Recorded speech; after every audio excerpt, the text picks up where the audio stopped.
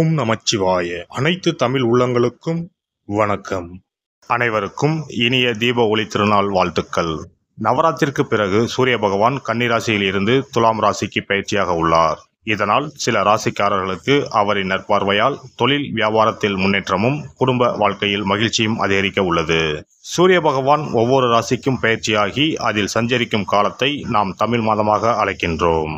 October மாதம் 18ஆம் தேதி முதல் நவம்பர் மாதம் 16ஆம் தேதி வரை துலாம் ராசியில் சூரியன் சஞ்சரிக்கும் காலத்தை நாம் ஐப்பசி மாதம் என அழைக்கின்றோம். ஐப்பசி மாதம் அடைமழை காலம் என்பது பழமொழி. அத்துடன் ஐப்பசி மாதம் ஐஸ்வரங்களை அள்ளித்தரும் மாதமும் ஆகும். இம்மாதத்திற்கு துலா மாதம் என்ற பெயரும் உண்டு. இந்த மாதத்தில்தான் முருகனுக்குரிய கந்த சஷ்டி, சிவனுக்குரிய அன்னாபிஷேகம், தீபாவளி போன்ற சிறப்பு பண்டிகைகள் வருகின்றன. இந்த ஐப்பசி மாதமானது விசுவாச ஆண்டு அக்டோபர் மாதம் 18ஆம் தேதி சனிக்கிழமை அன்று துவாதசி திதியில் பூரம் நட்சத்திரத்தில் சுப்பிரம் நாமயோகத்தில் தைத்தூலம் கரணத்தில் சித்த யோகத்தில் சனி மகா பிரதோஷம் கூடிய நன்னாளில் இந்த அற்புதமான ஐப்பசி மாதம் பிறக்கிறது. இம்மாத கிரகநிலை என எடுத்துக்கொண்டால் கடகராசியில் குரு பகவானும், சிம்ம ராசியில் கேது பகவான் மற்றும் சந்திர பகவான் சஞ்சரிக்கின்றனர். கன்னி ராசியில் சுக்கிர பகவானும், துலாம் ராசியில் சூரியன், புதன், செவ்வாய் உள்ளனர். கும்ப ராசியில் சனியும் ராகுவும் சஞ்சரிக்கின்றனர். இம்மாத கிரக பயிற்சி என எடுத்துக்கொண்டால் செவ்வாய் பகவான் ஐப்பசி மாதம் 10ஆம் தேதி துலாம் ராசியில் இருந்து விருச்சக ராசிக்கு பயிற்சியாகின்றார். ஐப்பசி மாதம் 17ஆம் தேதி சுக்கிர பகவான் கன்னி ராசியில் இருந்து துலாம் ராசிக்கு பயிற்சியாகின்றார். இந்த கிரகங்களின் அமைப்பு மற்றும் பயிற்சியால் உங்கள் ராசிக்கு இம்மாதம் உண்டாகும் சுப மற்றும் அசுப பலன்கள் என்ன என்பதனையும், அசுப பலன் ஏற்படுமாயின் ராசிக்காரர்கள் செய்ய வேண்டிய பரிகாரம் என்ன, வழிபட வேண்டிய தெய்வம் யார், செல்ல வேண்டிய கோவில் என்ன என்பதனை பற்றி விரிவாக காண்போம்.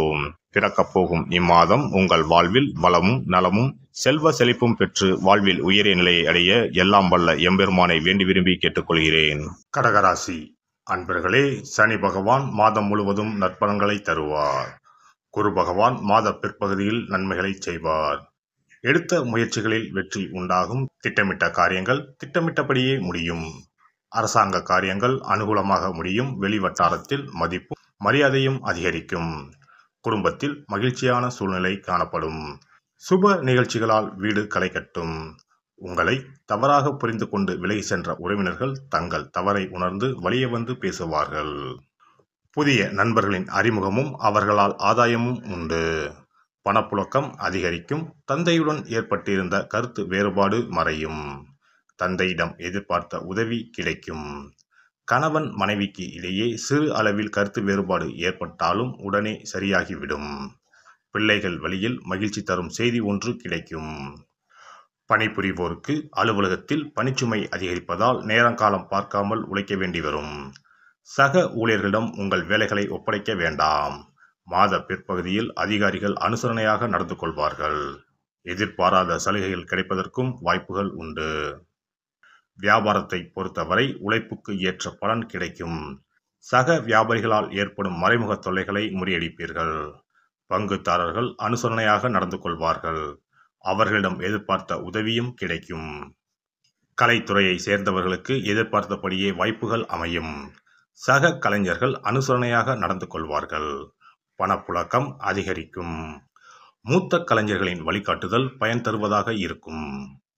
மாணவர்களுக்கு மாதத்தின் முற்பகுதியில் பாடங்களில் ஆர்வம் குறைந்து காணப்படும். அடிக்கடி குழப்பம் ஏற்பட்டு நீங்கும். ஆசிரியரின் ஆலோசனையை கேட்பது நல்லது. மாத பிற்பகுதியில் படிப்பில் ஆர்வம் அதிகரிக்கும். தேர்வுகளில் அதிக மதிப்பெண் பெறுவீர்கள். குடும்பத்தை நிர்வகிக்கும் பெண்களுக்கு மன நிம்மதி தரும் மாதமாக இது அமையும். ஆனால் மற்றவர்களுடன் பேசும்போது பொறுமையை கடைபிடிக்கவும். குடும்பத்தினர் அனுசரணையாக இருப்பார்கள். வேலைக்கு செல்லும் பெண்களுக்கு அலுவலக சூழ்நிலை மகிழ்ச்சி தருவதாக இருக்கும். எதிர்பார்த்த சலுகைகள் கிடைக்கும். திங்கட்கிழமை தோறும் திருஞான சம்பந்தரின் வேயூரு தோழிப்பங்கன் என்று தொடங்கும் கோளாறு பதிகத்தை பாராயணம் செய்யவும். திங்கள் கிழமைகளில் சிவபெருமானுக்கு வில்வத்தால் அர்ச்சனை செய்வதும், அஷ்டமி அன்று பைரவருக்கு நெய் தீபம் ஏற்றுவதும் நன்மையை தரும். ஒரு முறையாவது குலதெய்வத்தையும் இஷ்ட தெய்வத்தையும் ஒரே நாளில் சென்று தரிசித்து வாருங்கள். கடன் பிரச்சனைகள் தீரும். குடும்பத்தில் மகிழ்ச்சி நிலவும். மன நிம்மதி உண்டாகும். சிறப்பு தொகுப்பு. ஐப்பசி மாதத்தில் என்ன வழிபாடு செய்தால் குறையாத செல்வம் சேரும் என்பதனை பற்றி காண்போம். தமிழ் மாதங்களில் 7வது மாதமாக வரும் ஐப்பசி மாதம் பாவங்களை போக்கி புண்ணியங்களை பெருக்கிக் கொள்வதற்கான மாதங்களின் துவக்க மாதமாக கருதப்படுகிறது.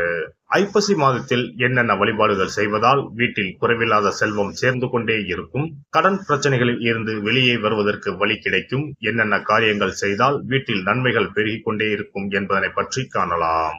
ஐப்பசி மாதம் என்பது மழைக்காலத்தின் துவக்க மாதமாகும். சூரிய பகவான் துலாம் ராசியில் சஞ்சரிக்கக்கூடிய மாதம் என்பதால் இதனை துலாம் மாதம் என்றும் சொல்லுவதுண்டு. தமிழ் மாதங்களில் ஐப்பசி மாதம் என்பது ஐஸ்வர்யங்களையும் கேட்ட வரங்களையும் அள்ளி கொடுக்கக்கூடிய மாதமாக அமைகிறது. குறிப்பாக வீட்டில் செல்வ செழிப்பு குறையாமல் சேர்ந்து கொண்டே இருப்பதற்கு மகாலட்சுமியின் அருளை பெறுவதற்குரிய மிக முக்கியமான மாதமாக ஐப்பசி மாதம் கருதப்படுகிறது. ஐப்பசி மாதத்தில் செய்யக்கூடிய வழிபாடுகளுக்கு பலன்கள் அதிகம். இந்த துலாம் மாதத்தில் காவிரியில் சென்று புனித நீராடுவது மிகவும் சிறப்பானதாகும். ஐப்பசி மாதத்தில் கங்கை உள்ளிட்ட அனைத்து புனித நதிகளும் தங்களின் சக்தியை புதுப்பித்துக் கொள்ளவும் பாவங்களை போக்கிக் கொள்ளவும் காவிரியில் வந்து ஐக்கியமாகி நீராடி செல்வதாக ஐதீகம். அதனால் இந்த மாதத்தில் காவிரியில் நீராடினால் அனைத்து புனித நதிகளிலும் நீராடிய பலனை பெற முடியும். ஐப்பசி மாதத்தில் சிவபெருமானை வழிபடுவது சிறந்தது. ஐப்பசி மாத பௌர்ணமியில் சிவபெருமானுக்கு அன்னாபிஷேகம் செய்வது வழக்கம். இந்த மாதத்தில் அன்னாபிஷேகத்திற்கு தேவையான அரிசி, காய்கறிகள் போன்றவற்றை கோவிலுக்கு தானமாக கொடுப்பது நல்லது. இதனால் வீட்டில் எப்போதும் உணவு பஞ்சம் என்பதே ஏற்படாது. ஒரு அன்னாபிஷேகத்தை தரிசித்தால் கோடி லிங்கங்களை தரிசித்து வழிபட்ட புண்ணிய பலன் கிடைக்கும். அதனால் இந்த மாதத்தில் சிவ வழிபாடு செய்வதும் சிவ கோவில்களுக்கு வேண்டிய உதவிகள் செய்வதும் உளவார பணி செய்வதும் பல மடங்கு அதிகமான புண்ணியத்தை தரும். ஐப்பசி மாதத்தில் வரும் பிரதோஷம் மிகவும் மகத்துவம் வாய்ந்ததாகும். இந்த நாளில் விரதம் இருந்து சிவபெருமானை வழிபட்டால் வேண்டுதல்கள் நிறைவேறும். ஐப்பசி மாதத்தில் காவிரியில் நீராடி துவாதசியில் பெருமாளை தரிசிப்பதால் வீட்டில் தனம் தானியம் பெருகும், குடும்பத்தில் நல்லது நடக்கும், கடன் பிரச்சனைகளில் இருந்து விடுபட முடியும். நாம் வாங்கிய கடன் மட்டுமின்றி பிறவி கடனையும் தீர்க்கும் புண்ணியம் சேரும் மாதம் ஐப்பசி மாதமாகும். ஐப்பசி மாதத்தில் வரும் ஒவ்வொரு வெள்ளிக்கிழமையிலும் மாலையில் வீட்டில் 6 நெய் தீபம் ஏற்றி மகாலட்சுமியை வழிபடுவது சிறந்தது. இதனால் மகாலட்சுமியின் அருள் எப்போதும் நம்முடைய வீட்டில் நிறைந்திருக்கும். மகாலட்சுமியின் அருட்கடாட்சத்தால் வீட்டில் குறையாத செல்வம் சேரும், கடன் பிரச்சனைகள் தீரும்.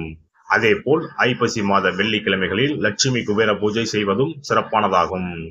குபேரருக்கு நாணயங்களால் அபிஷேகம் அர்ச்சனை செய்து வழிபடலாம். எல்லாம் வல்ல இறையருளால் நீங்களும் உங்கள் அன்பு குடும்பமும் உடல் நலம், நீலாயுள், நிறை செல்வம், உயர் புகழ், மெய்ஞானம் ஓங்கி வாழ்க வளமுடன். இந்த வீடியோ பதிவு உங்களுக்கு பிடித்திருந்தால் லைக் பண்ணுங்க, கமெண்ட் பண்ணுங்க, ஷேர் பண்ணுங்க, மறக்காம சப்ஸ்கிரைப் பண்ணுங்க, பக்கத்துல இருக்கிற பெல் பட்டனை கிளிக் பண்ணுங்க. நன்றி, வணக்கம். ஓம் நமச்சிவாய, சிவாய நம.